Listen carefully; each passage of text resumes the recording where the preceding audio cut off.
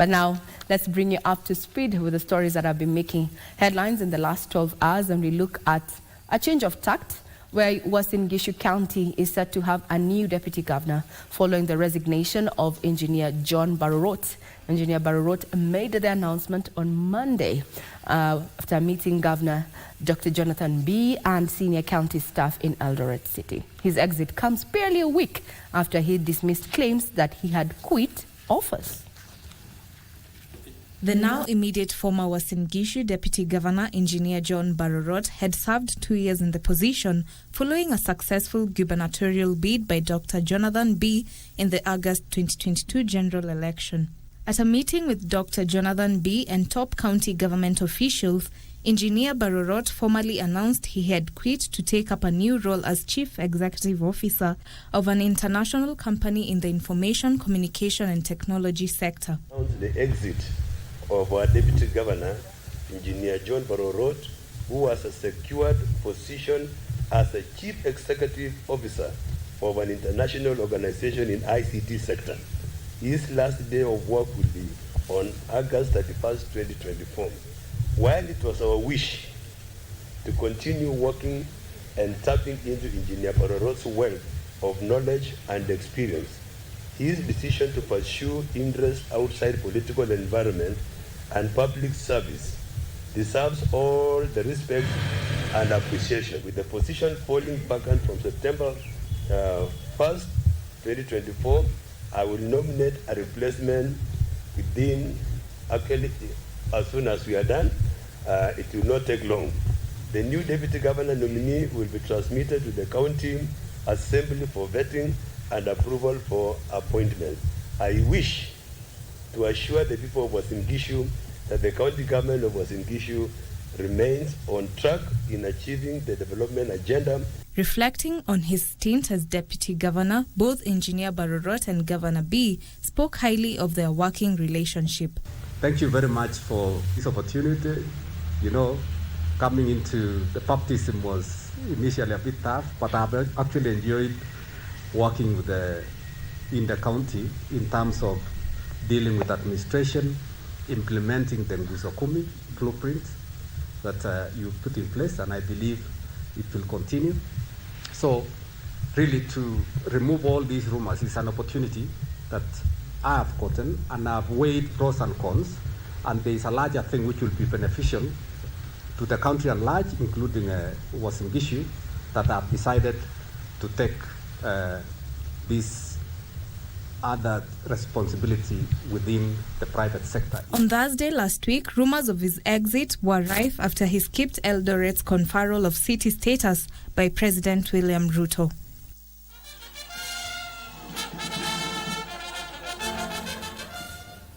Now let's speak matters health, where the Ministry of Health confirmed the recovery of the only case of Mpox in the country.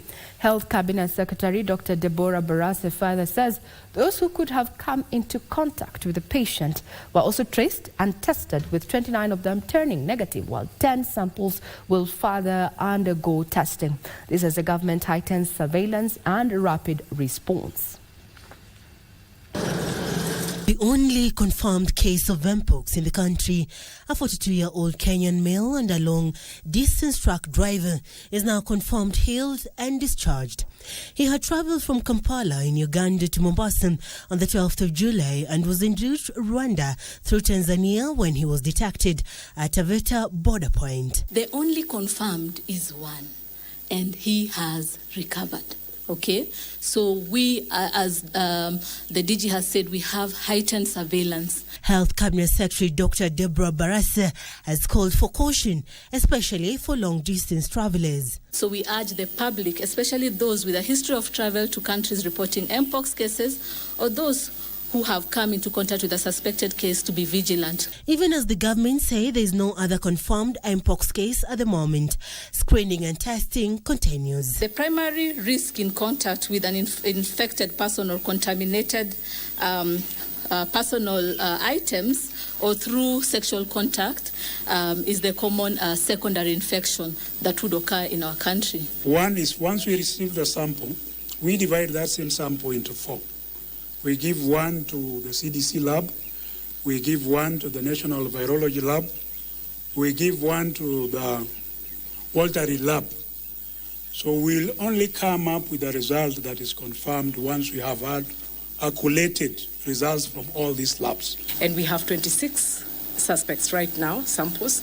About 10 of them are already in the lab. And once the lab results are out, we will be able to communicate. Dr. Patrick Amoth warned of the existing strain of Mpox, stressing the need for sequencing. This particular strain of Mpox is called a clade 1B, which is more transmissible, and it is also more serious in terms of the disease pattern. So it's important for us to be able to sequence and know specifically the genetic composition of the variant that we are dealing with. This crisis has piled pressure for vaccines. Africa as a continent, we require 10 million doses of vaccines. We are assured by the Nordic manufacturer of the vaccine that by the end of the year we can be able to have about 2 million doses. But the vaccine will not be for everybody because of the scarcity in terms of the availability of the vaccines. Mpox has an incubation period of 5 to 14 days, but may vary from 1 to 21 days, which is the time from infection to appearance of symptoms, which include skin rash, mucosal lesions, fever, headache, muscle aches, back pain, fatigue, and swollen lymph nodes that last 2 to 4 weeks. While noting there are other diseases that appear like Mpox, such as scabies and chickenpox, the government has advised the public to visit health facilities for proper review and adhere to required guidelines. We have upped our diagnostic capacity. Remember, the platform used for testing Mpox is the same platform that was used for COVID-19. It's called PCR, polymerase chain reaction. For now, we have dedicated 4 laboratories to be able to do this testing. But we have redundant capacity of more than 100 laboratories if there's need to be able to call for additional laboratory support. Testing is being carried out at the National Public Health Laboratories in collaboration with partner institutions such as KEMRI.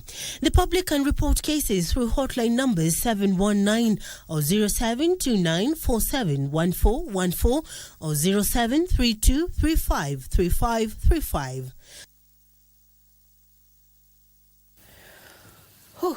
Well, having gone through the COVID-19 pandemic, and if you ever got tested for COVID-19, that was quite, a harrowing experience to collect samples. I just wonder how medics are going about collecting samples for would-be Mpox.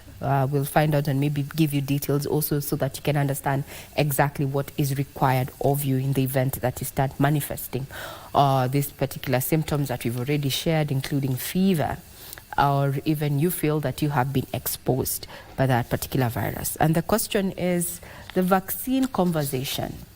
And some medics had also raised issues during the COVID-19 pandemic about shoring capacity to have, just vaccines that are tailor-made, for us, by us, because we have quite the medics and the researchers who can actually do that. Is it a capacity issue, and what gaps can be addressed going forward? To the courts now.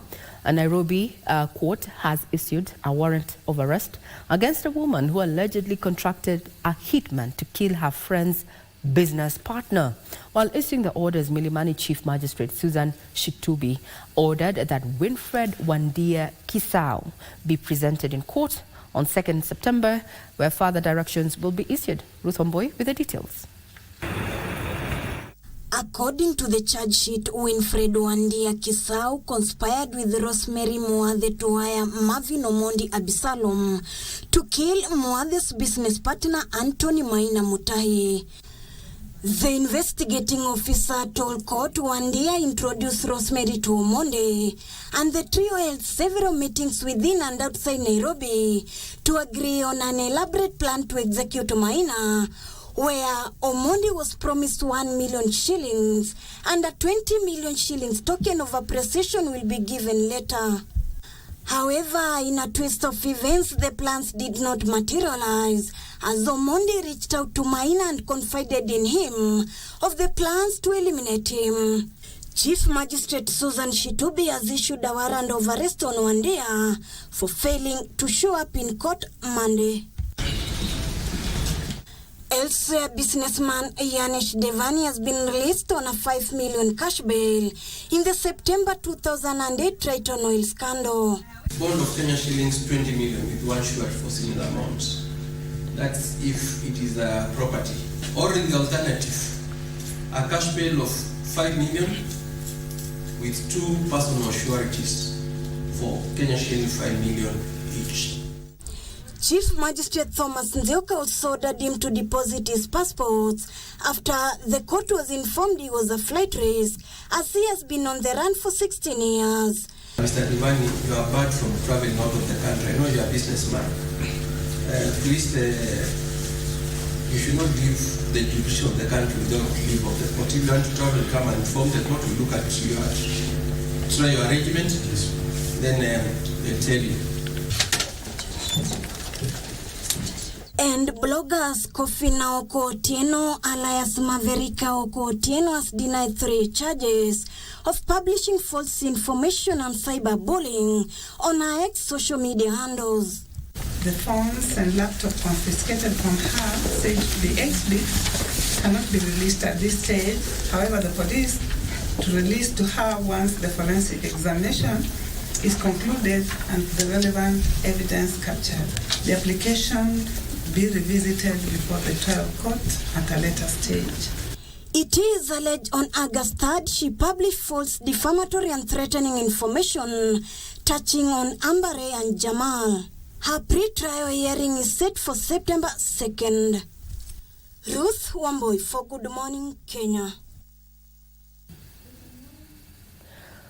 Well, we understand that Maverick Oko there, mentioned in that particular story, actually made bail, but the case will continue and will continue keeping tabs on that particular development.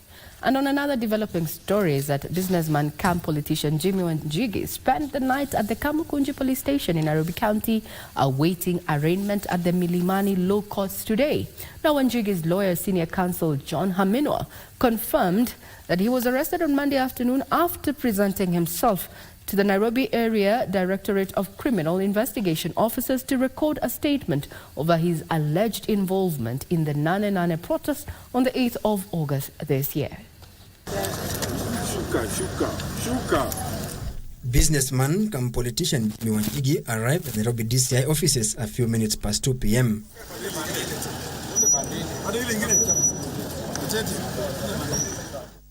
Moments later, there was some altercation between him and a police officer who tried to bar him from addressing the media.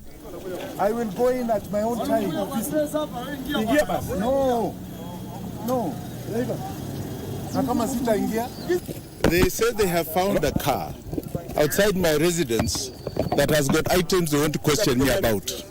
I'm waiting to hear what that is about. He will then make his way inside the premises, That vehicle behind you.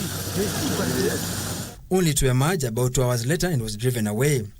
According to Wanjigi's lawyer, senior counsel John Haminwa, his client's arrest is unconstitutional, owing to an existing court orders barring the same. And you had obtained orders in the High Court stopping any arrest or interfering with his liberty. Wanjigi had presented himself to record a statement over alleged involvement in the Nane Nane protest on 8th of August. On the day of the protest, police raided his Muthaiga home where they tried to arrest him but failed.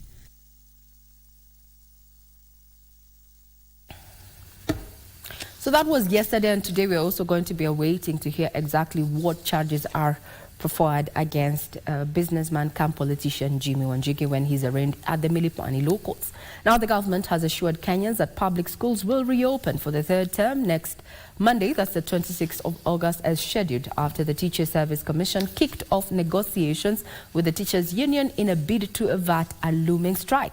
Speaking during the opening ceremony of the World Skills Kenya competition at the Kenya School of TVETs in Gigiri, Nairobi Education Cabinet Secretary Julius Ogamba said the teachers' unions have aired valid grievances and the ministry will ensure all their demands are addressed. The Kenya Union of Teachers and Kenya Union of Post-Primary Education Teachers issued a strike notice 2 weeks ago demanding the resolution of 6 critical issues in their collective bargaining agreement, including the confirmation and employment terms of junior secondary school teachers.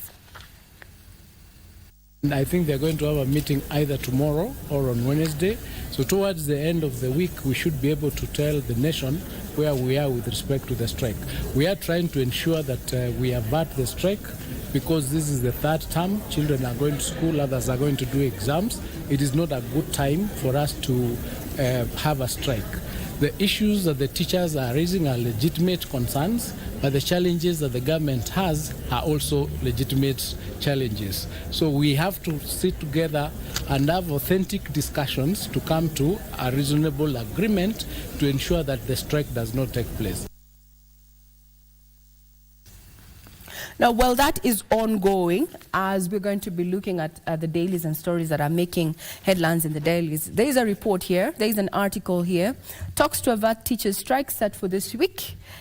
Two teachers' unions have given the notice for industrial action, as we mentioned there. Nat and Kupet, these are the details, or rather the backstory, have insisted that they will not back down until the sum of 13.3 billion shillings needed for the implementation of the second phase of the 2021-2025 CBA is made available. Among the areas, or rather ministries, that were to gain with the now collapsed or vacated finance bill of 2024-2025 was teachers who are around to receive around 6.5 billion shillings. That was to mainly go to the hiring on permanent and pensionable terms of the JSS teachers. So which way to go and who is going to blink first?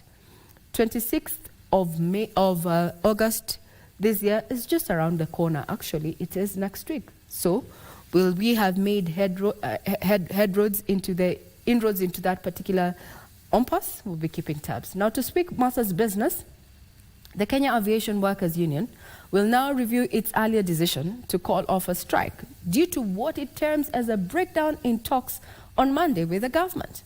KAU Secretary General Mos Ndiema says the union has not been heard in its meeting with the Ministry of Transport, adding that it will now hold delegates meeting on Saturday to decide on whether to reactivate industrial action. The intended industrial action was on account of and in protest against the alleged planned deal with Adani Airport Holdings Limited of India to take over the management of the Jomo Kenyatta International Airport in a public-private partnership deal.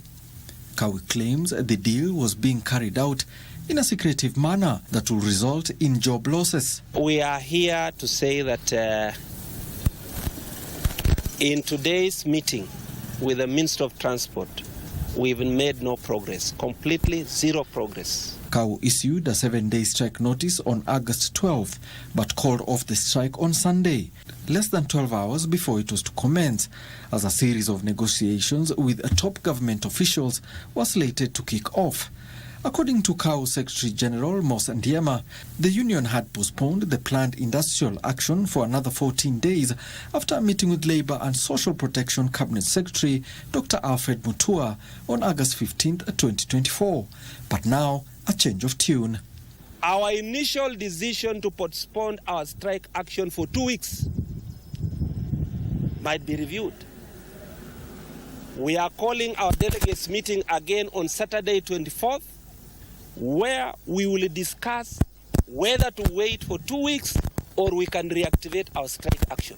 KAU is urging its members not to participate in a public participation exercise slated for Tuesday regarding the proposal by Adani Airport Holdings to take over management and modernization of the Jomo Kenyatta International Airport through a concession. All employees within the JKIA fraternity, please stay away from that engagement. Don't take part in it. They want you to sanitize a bad process.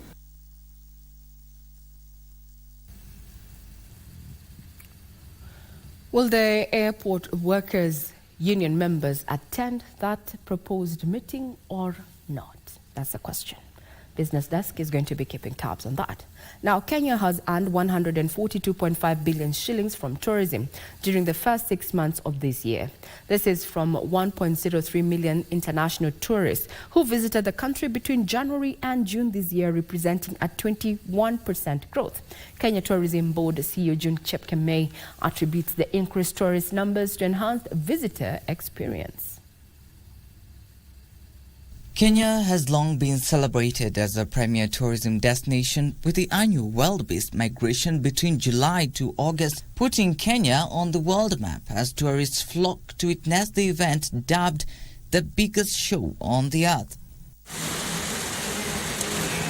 This year, Kenya has welcomed 1.03 million international visitors during the first 6 months of this year, compared to 847,810 visitors same period last year, representing a 21.3% growth. We have surpassed our target for the just immediate financial year.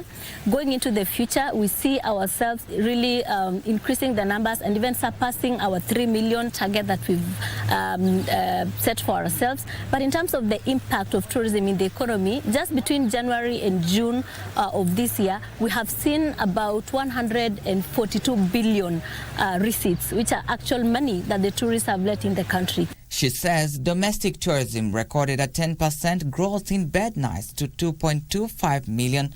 We have seen that domestic tourism is a key pillar that has sustained this sector for the longest. We continuously market the different offerings that we have locally, and we are rolling out Tembea Kenya campaign in a few weeks just to encourage domestic tourists or encourage Kenyans to really travel to Kenya. Our partnership is actually very, very strong in the sense that the county governments are the ones that are mandated to manage the national reserves. So we come in to give them technical assistance, to give them advice so that those species are not lost on the wildlife. Kenya Wildlife Service has urged communities to engage in nature-based enterprises, which include crocodile farming, ostrich rearing, chameleon breeding, guinea fowl farming, among others. Now, residential training for Team Kenya ahead of the World Athletics Under-20 Championships set to kick off on the 27th to the 31st of August in Peru entered the last week today at the Kasarani Stadium. Meanwhile, Jacqueline Githinji, an overall winner in the inaugural Lady Luck Pool Tournament held in Nairobi.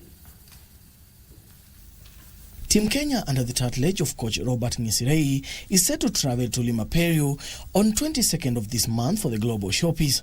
A total of 19 athletes are currently in camp preparing for the championships. According to Athletics Kenya, the team is raring to go as they aim to emulate their senior counterparts from the just concluded Paris Olympic Games. African 800 meters champion Sarah Mraa will captain the Kenyan team alongside Edmund Serem, who won silver in the 300 meters steeplechase at the African Senior Athletics Championship in June this year. I want to believe that what they have done will be good enough for them to compete with the others, although the transformation of athletics has completely changed. There's so much interest from many countries from all over the world. Meanwhile, Jacqueline Githinji is the overall winner of the inaugural Lady Luck Pool Tournament held in Nairobi. Githinji beat Patricia Kiruche in a tightly contested final. Favorite Penina Ross Njoki finished third as Diana Masharia came in fourth. The winner walked away with 50,000 Kenya shillings, while the first and second runners-up pocketed 30,000 and 20,000 Kenya shillings respectively. New people wamekuja wametuchallenge, but mimi nasemanga ni God kufika place mtu amefika. So it has been tough, but nimefika hapo and na feel poor. There are so many people who have this notion that pool is a game that is played by walevi, and we want to make it known that this is a sport that people can earn a living out of. And finally, Crispin Odhiambo, popularly known as Kenya One, was dethroned by youngster Steve Otieno from Nairobi University in the just concluded Mombasa Open Draughts Tournament. Odhiambo came in second as Dafton Mwaboti completed the top three positions. The tournament brought together more than 30 Draughts players from across the country. huyu ni kijana ambaye ni mzuri sana kwa huu mchezo wa draft. Ile mashindano yote tumeweka, either akuwe number 2, 3, akifail sana anakuwa number 5.